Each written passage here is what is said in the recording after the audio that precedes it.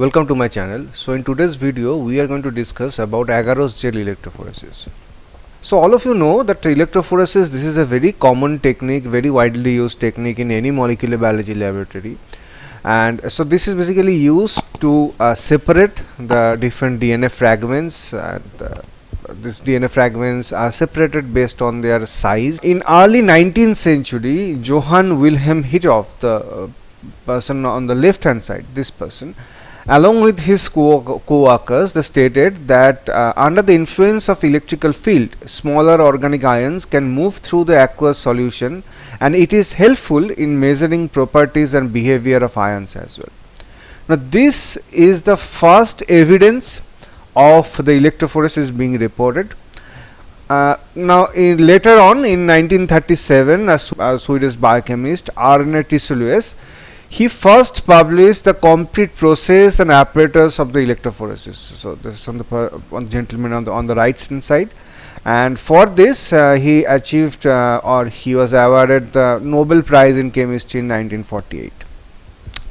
But the separation of nucleic acid using the electrophoresis technique, this started only in the early 1960s, and later on in the late 1970s, agarose replaced agar in this technique.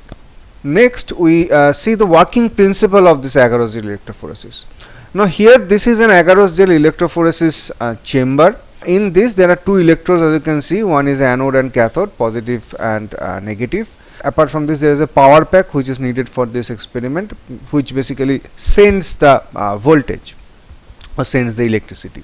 The electricity is being sent through these electrodes. Okay, now this whole tank is filled with buffer. Now buffer is very important because the electricity passes through the buffer, and this here is a raised platform. On this the agarose gel is placed.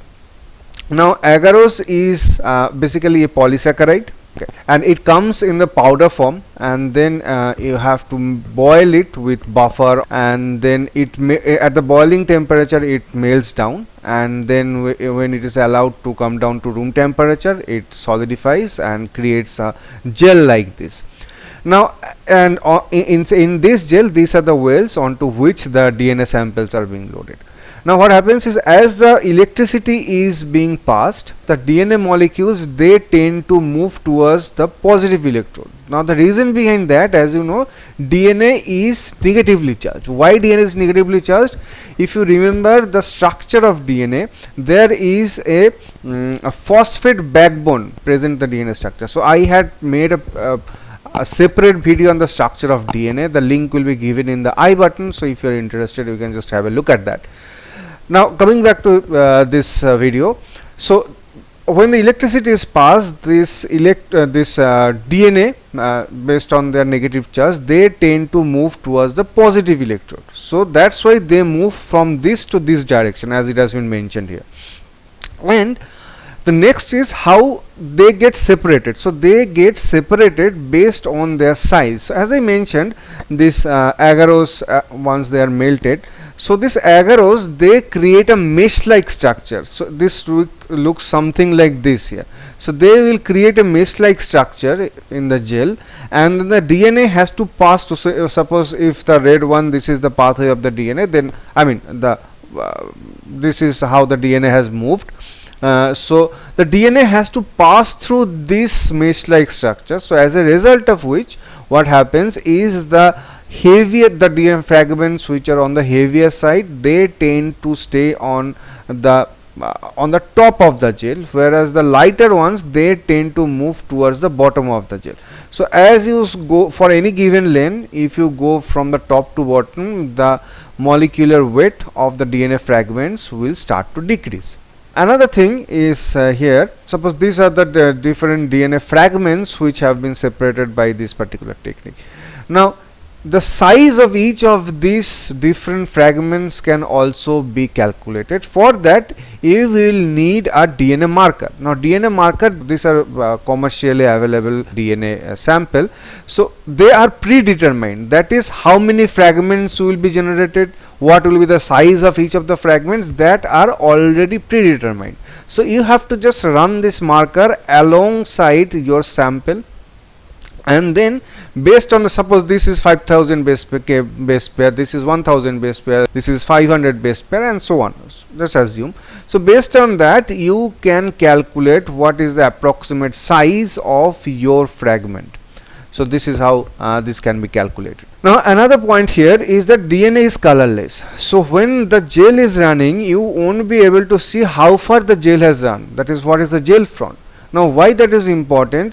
That is, this DNA, if they are run for too long, they can go out of the gel.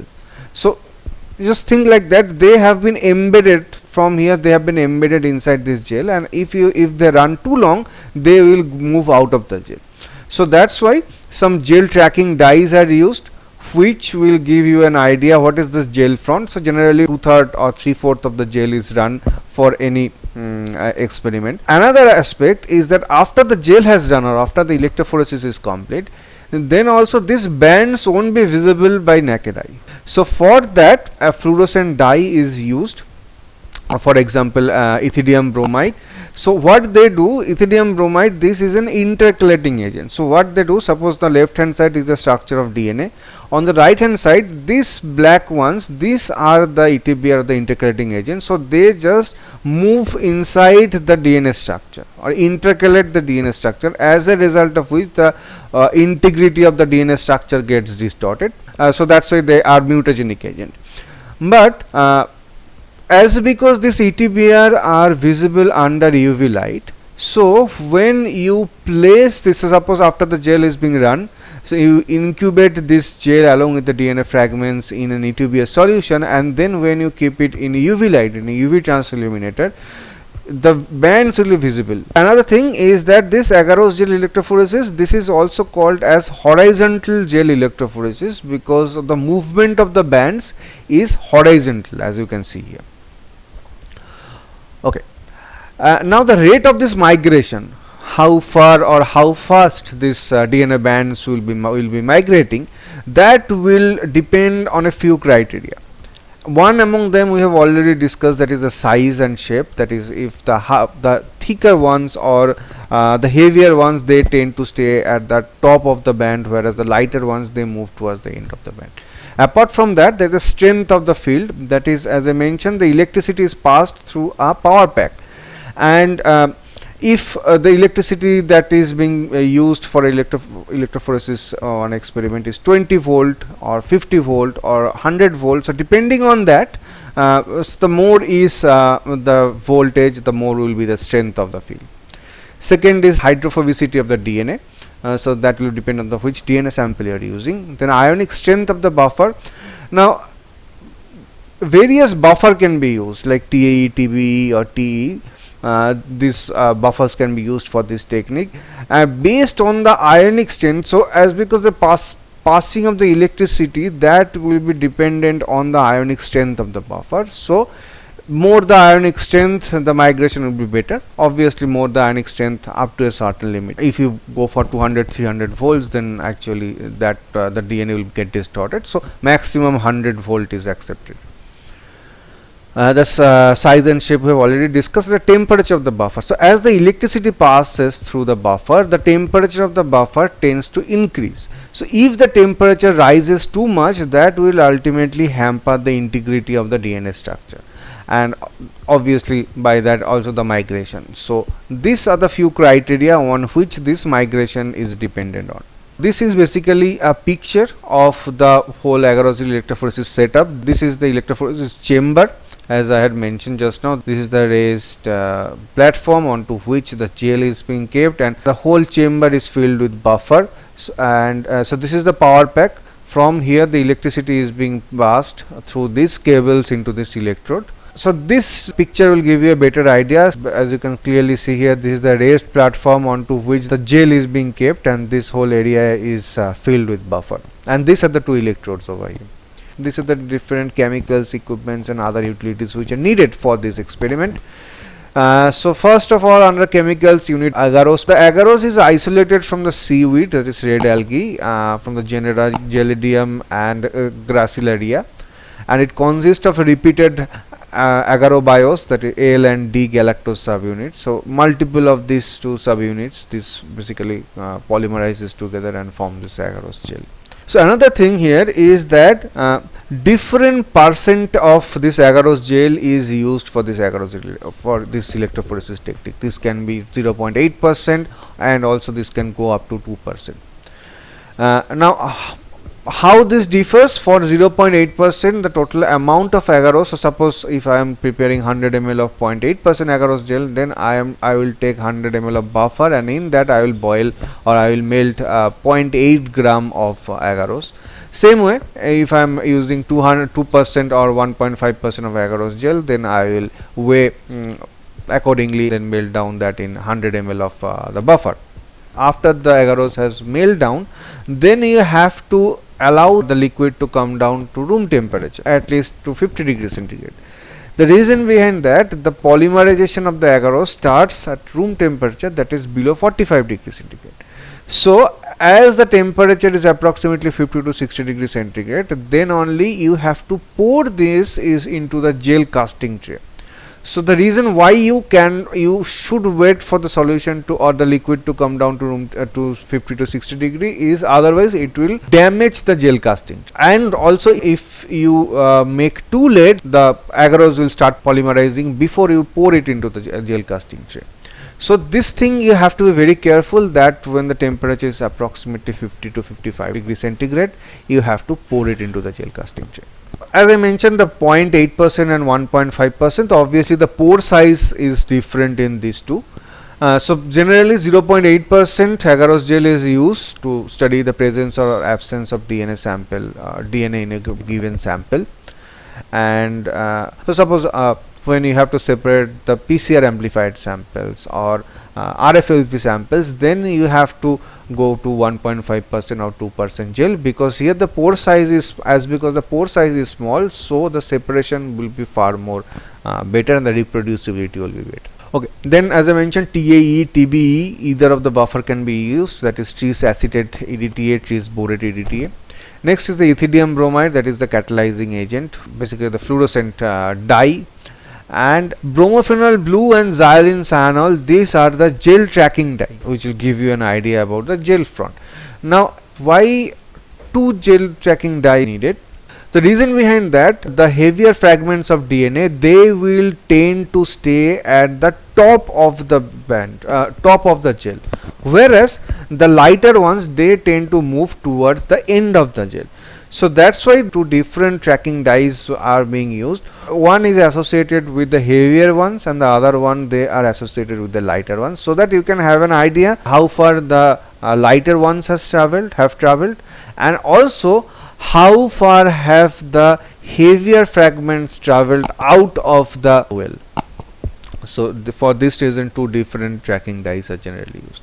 Now coming to the equipment, you have gel casting tray onto which the gel is being casted, electrophoresis chamber, the chamber in which the gel casting gel tray is placed along with the gel and DNA is loaded, power pack for steady supply of electricity, comb, oven, UV transilluminator, and then you need pipette with tips, flask and weighing machine. So next is the protocol. So first you have to decide what percent gel do you need. Accordingly you have to weigh agarose, and then you have to measure the buffer and then boil them so that the agarose melts, and then you have to keep that aside for so that it can come to room temperature.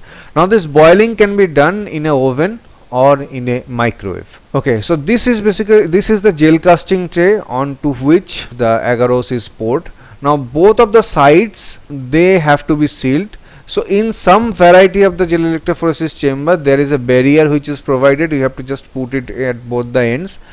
If not, then the sellotape can be used, as it has been seen in this particular example. Sellotape can be used to seal this.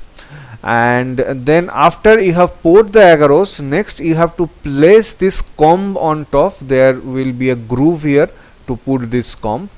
The purpose of this comb is that this will prepare the wells. Then you have to allow this agarose gel to solidify.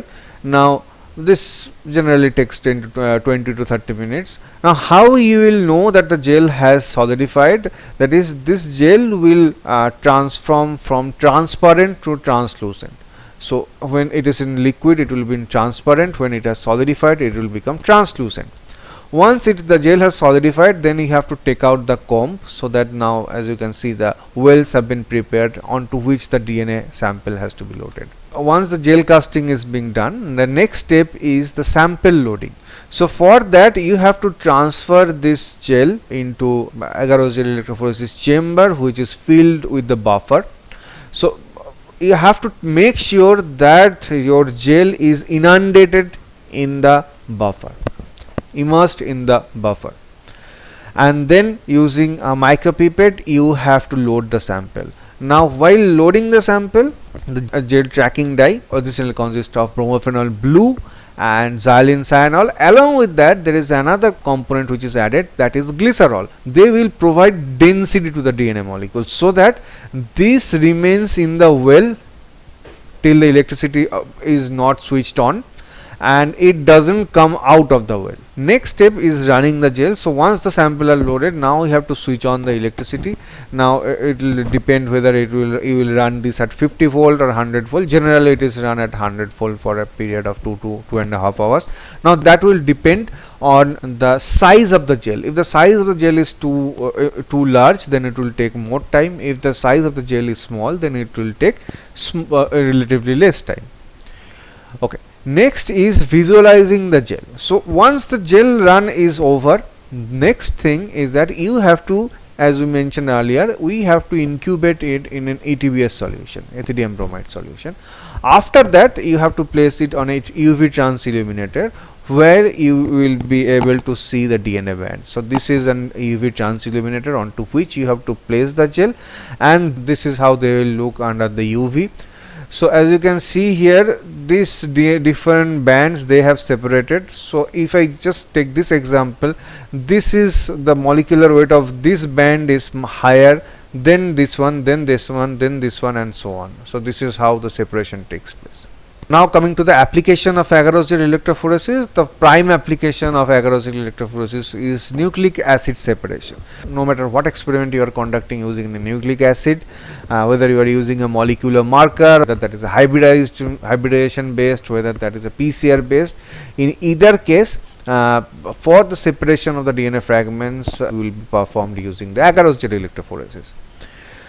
And so suppose you are studying DNA profiling, or you want to find out whether any particular disease is present in any person or not. So for all of this, agarose gel electrophoresis is used.